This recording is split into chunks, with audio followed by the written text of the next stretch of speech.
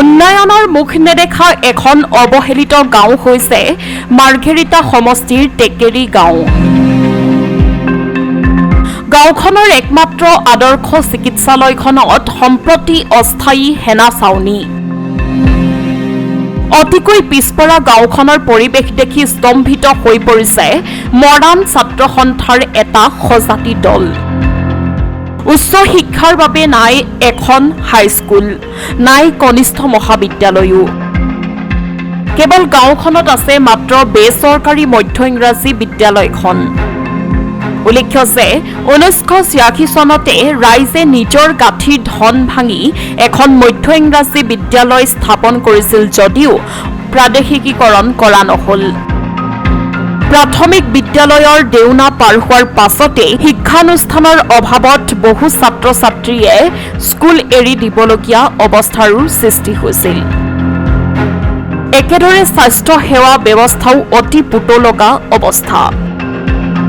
পূৰ্বতে কংগ্ৰেছ চৰকাৰৰ আমোলত এখন আদৰ্শ চিকিৎসালয় নিৰ্মাণ কৰা হৈছিল, কিন্তু চিকিৎসক অথবা নাৰ্ছ কোনোদিনে চিকিৎসালয়খনত গাঁও ৰাইজে দেখা পোৱাৰ সৌভাগ্য নহ'ল।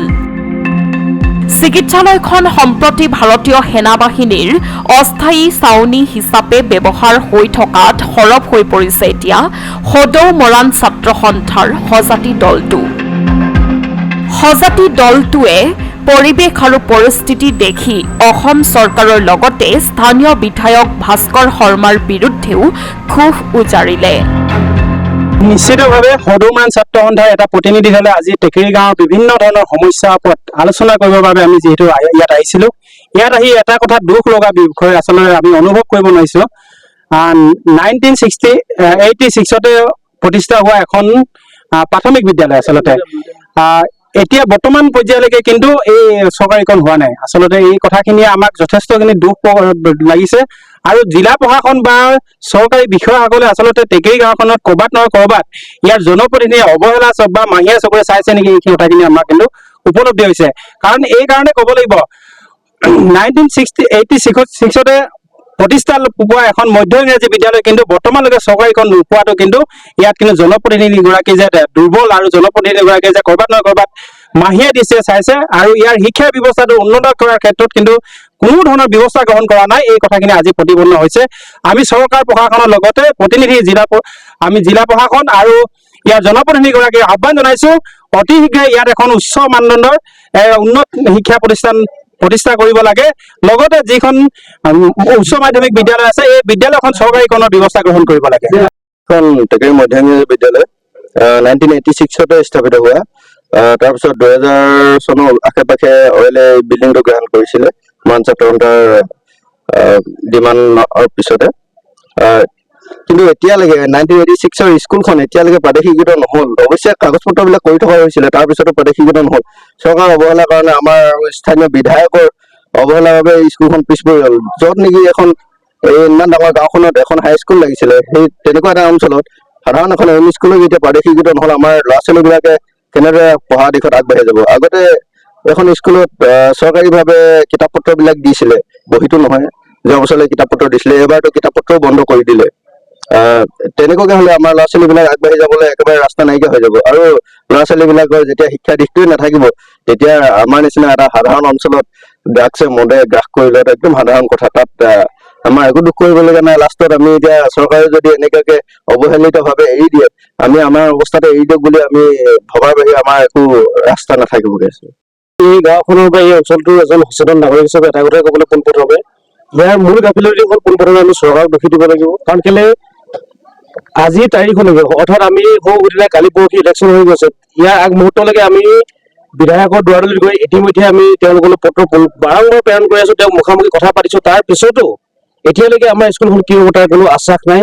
হয়নে তেখেতে ইয়ালৈ এইটো অঞ্চলত এটা ৰাস্তাৰ ফিটা কাটিবলৈ আহোঁতে আমি তেখেতক মুখামুখি নিজেই তাত থাকি আমি ডাইৰেক্টলি তেওঁক সুধিছিলো যে ছাৰ এই বিষয়টো কি হ'ব। তেতিয়া তেওঁ ক'লে যে কি বৰ্তমান স্কুল তেনেকুৱা ধৰণৰ কোনো হেৰি নাই, মই চি এম ছাৰৰ লগত কথা পাতিছো, এইখিনি বিষয় লৈ আমি দুদিনৰ পিছত তোমালোকক জনাম এনেকে বুলি কৈছে। কিন্তু এইটো এটা যে তেওঁলোকৰ আমি নিৰ্দিষ্টকৈ ক'ব পাৰো গাফিলতি, কাৰণ তেওঁলোকে বস্তুটো যিমানখিনি গুৰুত্ব দিব লাগে আমাৰ বিধায়ক মহোদয়ে তেওঁ বেলেগ কিবা কৰিছে নকৰিছে, তেওঁক আমি ভোট দিছো, জনপ্ৰতিনিধি বনাইছো আমি কি কাৰণে, আমাৰ এই অঞ্চলটো উন্নয়নৰ কাৰণে। তেওঁ আজিলৈকে এই স্কুলখনৰ ক্ষেত্ৰত আজিলৈকে হয়তো মই তেওঁক এটা কথা ক'ব লাগিব, তেওঁ ইয়ালৈ অন্য কামত আহিছে, কিন্তু এই স্কুলখনৰ কণ্ডিশ্যনটো কি হৈ আছে চাবৰ কাৰণে তেওঁ আজিলৈকে এবাৰ ইয়াত থিয় নাই। আৰু আজি পৰ্যন্ত তেওঁ ইয়াত থিয় দিবহি পৰা নাই, কাৰণ এটাই যে তেওঁ এই স্কুলখনৰ প্ৰতি কোনো দায়িত্ব আছে বুলি তেওঁ নাভাবে।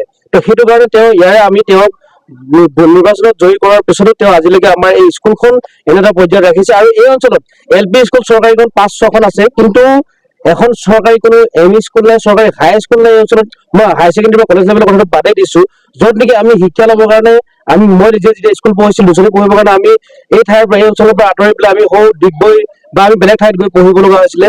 তো গতিকে আজি সেইখিনি চব ল'ৰা সমৰ্থন থাকে। গতিকে উচ্চ শিক্ষা মই বেলেগ উচ্চ শিক্ষাৰ কথা ক'ব নাযাওঁ, মেট্ৰিকটোকে পাছ কৰিবগৈ নোৱাৰে এটা কাৰণতে যে আমাৰ ইয়াত কোনো চৰকাৰী স্কুল নোহোৱাৰ কাৰণতে। এইটো এটা স্কুলখনৰ কাৰণে আমাৰ পোনপ্ৰথমতে বিধায়কৰ গাত এই বস্তুটো এটা তেওঁ অতি জৰুৰীভাৱে তেওঁ মানে এই বিষয়টো দৃষ্টিগোচৰ দিয়ক, আৰু এই স্কুলখনৰ কাৰণে তেওঁ ইয়াৰ এজন স্থানীয় বিধায়ক হিচাপে, ইয়াৰ এজন তেওঁ জনপ্ৰতিনিধি হিচাপে, কাৰণ তেওঁ ভোটত জয়ী কৰাইছো এটাই কাৰণতে আমাৰ ৰাইজৰ যি সমস্যা আছে এই সমস্যাখিনি তেওঁ সমাধান কৰিবৰ কাৰণে আমি তেওঁৰ ওপৰত আশাবাদী, আজিও আশাবাদী।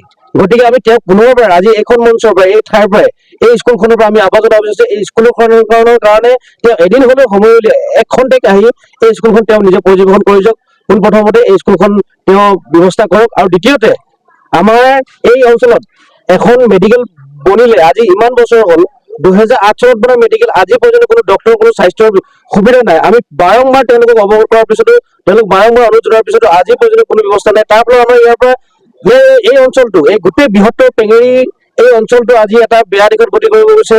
ইয়াৰ মেইন ৰিজন হৈছে আমাৰ মাদক দ্ৰব্যৰ ক্ষেত্ৰত আমাৰ যিসকল নেকি উঠি অহা যুৱক যুৱতীৰ লগতে যিসকল নেকি ব্যক্তি, তেওঁলোক দিনক দিনে যুৱক বুলি নহয়, যুৱতী বুলি নহয়, সকলো বেয়া দিশত গতি কৰিছে।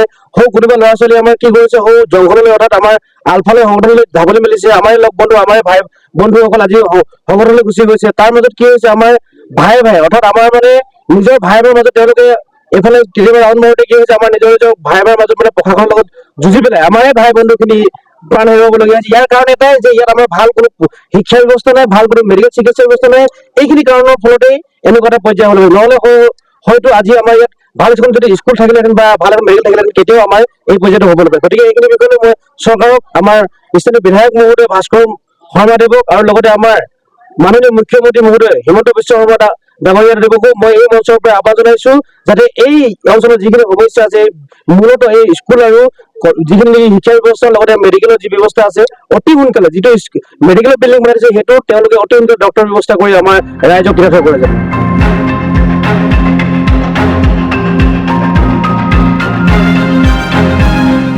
ডিগবৈৰ পৰা বিনন্দ কৌৰৰ ৰিপৰ্ট, সংবাদ লহৰ।